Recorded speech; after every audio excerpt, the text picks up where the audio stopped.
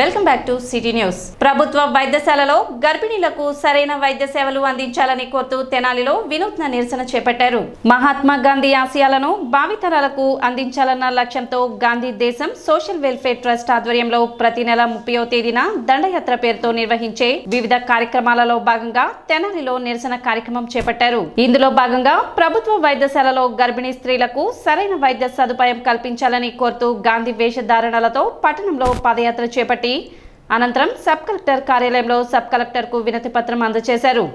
స్వార్థపు ప్రజా నాయకుల చేతికి చిక్కి ప్రజాస్వామ్యం చిన్న భిన్నం అయిపోతుందని, దీని నుంచి కాపాడటానికి మహాత్మా గాంధీ, నేతాజీ సుభాష్ చంద్రబోస్, అంబేద్కర్ వంటి మహనీయులు మళ్లీ రావాలంటే కుదరదని, చట్టాన్ని న్యాయాన్ని కాపాడవలసిన న్యాయ వ్యవస్థలే రాజకీయ ఒత్తిళ్లు తట్టుకోలేక దద్దరిల్లిపోతున్నాయని, తెనాలి ప్రభుత్వ వైద్యశాలలో గర్భిణీల పరిస్థితి అత్యంత దయనీయంగా ఉందని, ఇటువంటి పరిస్థితిలో సబ్ కలెక్టర్ను కలిసి వినతి పత్రం ద్వారా పరిస్థితిని వివరించినట్లు ట్రస్ట్ అధ్యక్షులు గాంధీ నాగరాజన్ తెలిపారు.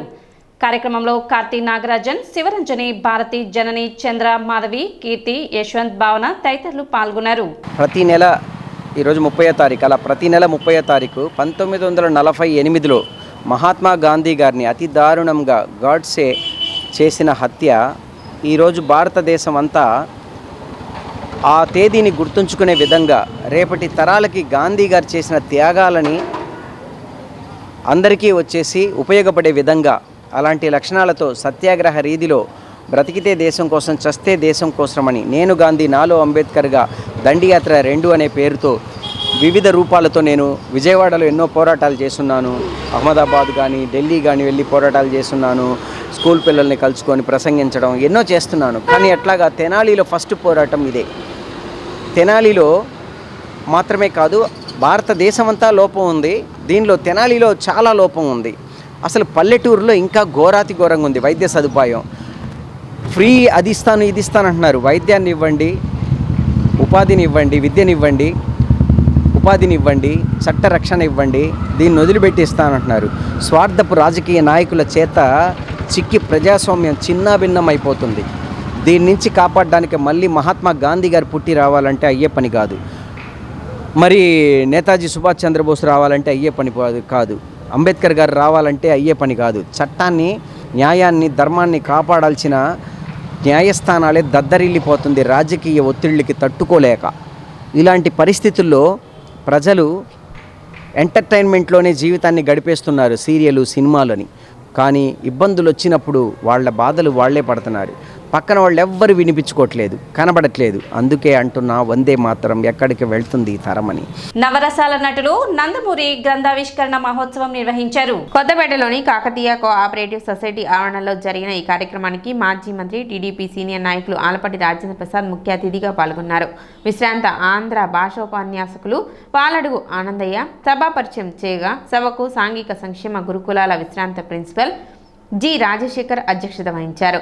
ఈ సందర్భంగా మాజీ మంత్రి ఆలపాటి రాజేంద్ర ప్రసాద్, ప్రముఖ వైద్యులు డాక్టర్ దక్షిణామూర్తి చేతుల మీదుగా విశ్రాంత తెలుగు అధ్యాపకులు రాయప్రోలు జగదీష్ చంద్ర శర్మ రచించిన గ్రంథావిష్కరణ చేశారు. ప్రముఖ సాహితీవేత్త మరియు సాహితీ విమర్శకులు బీరం సుందరరావు గ్రంథ సమీక్షకులుగా వ్యవహరించారు.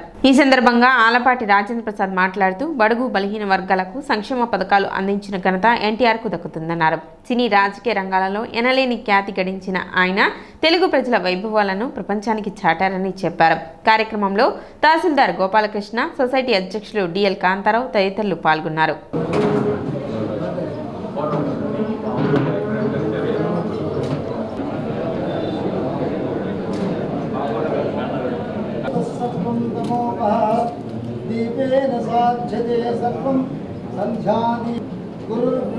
నందమూరి వారి చిత్రపటానికి పుష్పాలంకరణ.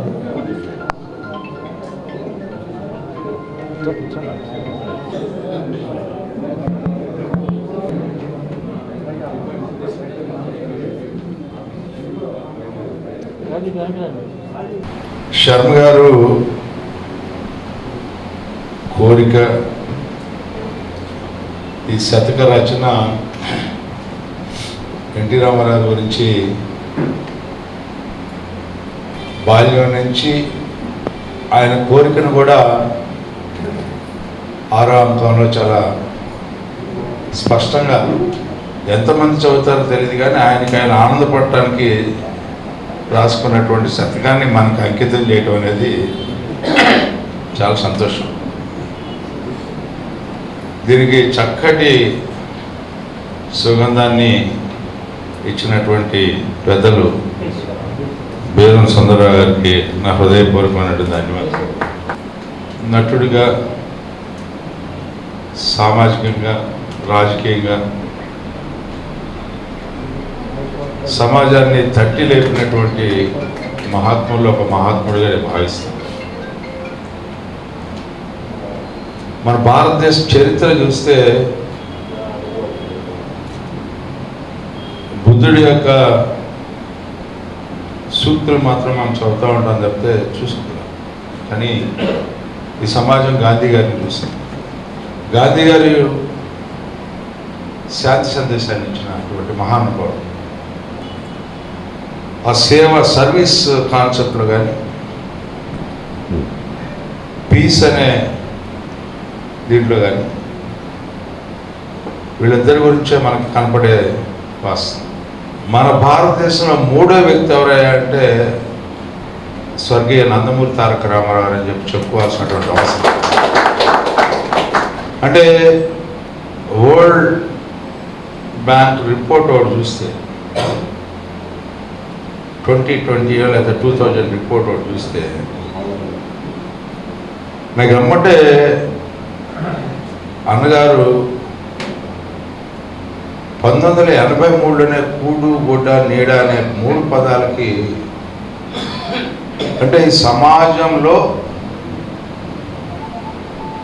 పేదరికం అనేది పోగొట్టి పడినప్పుడే ఈ సమాజం అభివృద్ధిలోకి వస్తుంది అనే ఒక సామాజిక అంశాన్ని సృజించినటువంటి ఒక గొప్ప మహానుభావుడు భారతదేశ రాజకీయాల్లో ఫిలసాఫికల్గానో లేకపోతే థియరిటికల్గానో లేకపోతే ప్రాక్టికల్గా ఎవరు చేయలేనటువంటి అంశాన్ని ప్రాక్టికల్గా నిరూపించినటువంటి వ్యక్తి నందమూరి తారక రామారావు.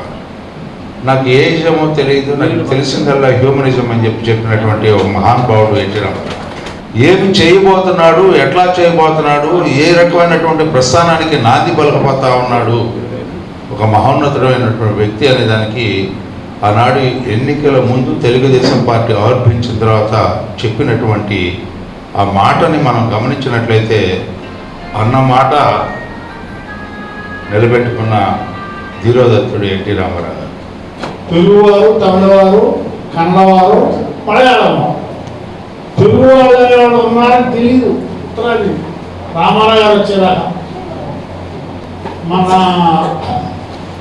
తెనాలిలో 360 రోజులు రాజా గారు, బొర్రా సాయి మాధవ్ గారు 360 సినిమాలను చూపించి ముఖ్యులు పిలిపించి సమానం చేసి అది ఎప్పటికీ మర్చిపోయాను. ఇంకెక్కడ సార్ ఇందాక చెప్తున్నాను.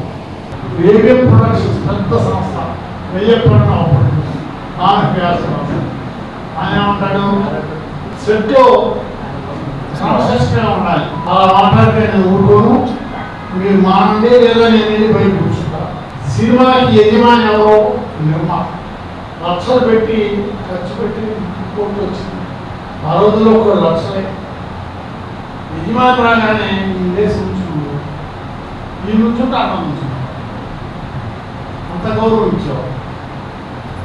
సరే, ఈ విధంగా ఇందాక సుమారాగా చెప్పినట్టుగా పాండిత్యం కూడా బాగా వచ్చు. స్వీయ దర్శకత్వంలో సీతారామ కళ్యాణం, కేవీ రెడ్డి గారు, కమలాకర్ కామేశ్వర గారు, ఎన్టీ రామారావు ఇక్కడ ముగ్గురే. బాపట్ల జిల్లా రేపల్లి మండలంలో ఘోర రోడ్డు ప్రమాదం జరిగింది. పెనుమూడి వారధిపై ఆర్టీసీ బస్ను అశోక్ లేలాండ్ వాహనం ఢీకొట్టింది. ఘటనలో 2 మృతి చెందగా మరో 6గురికి తీవ్ర గాయాలు అయ్యాయి. సమాచారం అందుకున్న రేపల్లె పట్టణ పోలీసులు ఘటనా స్థలానికి చేరుకొని క్షతగాత్రులను ఆవనిగడ్డ, రేపల్లె, తెనాలి ప్రభుత్వ ఆసుపత్రులకు తరలించారు. అనంతరం అత్యవసర చికిత్స నిమిత్తం మచిలీపట్నం, విజయవాడ, గుంటూరు ప్రభుత్వ ఆసుపత్రులకు తరలించారు. మృతులు, క్షతగాత్రులు అందరూ రేపల్లె మండలం చిన్న అరవపల్లి గ్రామస్తులుగా గుర్తించారు. రేపల్లె నుండి మచిలీపట్నం వెళ్తున్న ఆర్టీసీ బస్సును అవనిగడ్డ వైపు నుంచి వస్తున్న అశోక్ లేలాండ్ వాహనం ఢీకొట్టింది. ప్రమాద సమయంలో వాహనంలో 10 మంది ప్రయాణికులు ఉన్నారు. ఘటన ఎలా జరిగిందో పోలీసులు పూర్తి వివరాల కోసం దర్యాప్తు చేస్తున్నారు. క్షతగాత్రుల మిత్రులు శంకర్రావు తెలిపిన వివరాల ప్రకారం బాపట్ల జిల్లాకు చెందిన గంగాధర్రావు తన కుటుంబ సభ్యులతో కలిసి ఫంక్షన్ కు వెళ్లి వస్తున్న తరుణంలో పులిగడ్డ వారిపై ఆర్టీసీ బస్సును వెహికల్ 2 ఢీకొనడంతో పెద్ద ప్రమాదం జరిగినట్లు తమకు ఫోన్ ద్వారా సమాచారం అందిందన్నారు. ఘటనలో గంగాధర్ అతని మేనల్లుడు మృతి చెందగా గాయాల పాలైన మిగతా వారిని రేపల్లె, అవనిగడ్డ, తెనాలి జిల్లా ప్రభుత్వ వైద్యశాలకు తరలించినట్లు తెలిపారు. బాపట్ల జిల్లా రేపల్లె మండలం పెద్దరపల్లి గ్రామ వాస్తవ్యులు మాతంగి గంగాధర్ ఫ్యామిలీ పిల్లలతో సహా ఫంక్షన్ పని మీద టూరు వెళ్ళారు. అందరూ రిటర్న్లో వచ్చేటప్పుడు బ్రిడ్జి మీద యాక్సిడెంట్ జరిగింది. అది ఎవరి తప్ప అనేది మాకు తెలియదు. ఇంకాను మేము గంగాధర్ అయితే చనిపోయాడు, వాళ్ళ మేనల్లుడు కూడా చనిపోయాడు. గంగాధర్ పిల్లోడిని మేము హాస్పిటల్కి తెనాలి తీసుకురావడం జరిగింది.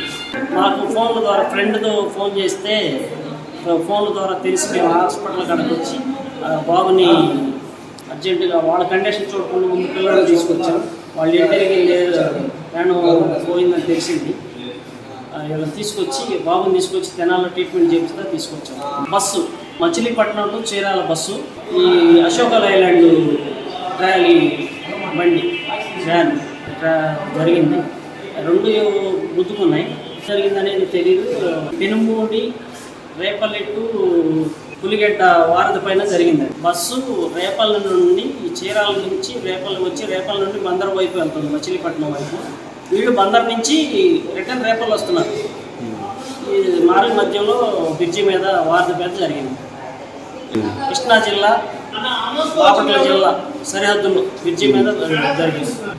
ఎలాగో ఫోన్ల ద్వారా తెలుసుకుని మేము కండక్ట్ అయ్యాము. వచ్చి బాబుని తీసుకొచ్చి ట్రీట్మెంట్ చెప్తాం. బాబుకు సంబంధించిన తండ్రి, ఆ తండ్రి చెల్లెలు కొడుకు గంగాధర్ మేనల్లుడు, ఇంకిద్దరు ముగ్గురు కూడా ఆడపిల్లకి కాళ్ళు చేతులు ఎరిగినాయి. వీళ్ళు 5-6 ఉన్నారండి. సిటీ న్యూస్ ముగించే ముందు ముఖ్యాంశాలు మరోసారి.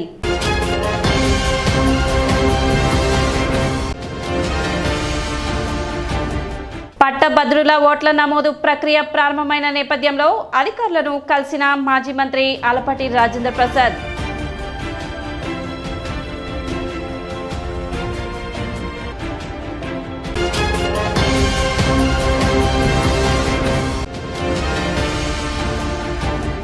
సబ్ కలెక్టర్ కార్యాలయంలో జరిగిన గ్రీవెన్స్ కు 10 అర్జీలు వచ్చినట్లు వెల్లడించిన సబ్ కలెక్టర్ సంజన సిన్హా.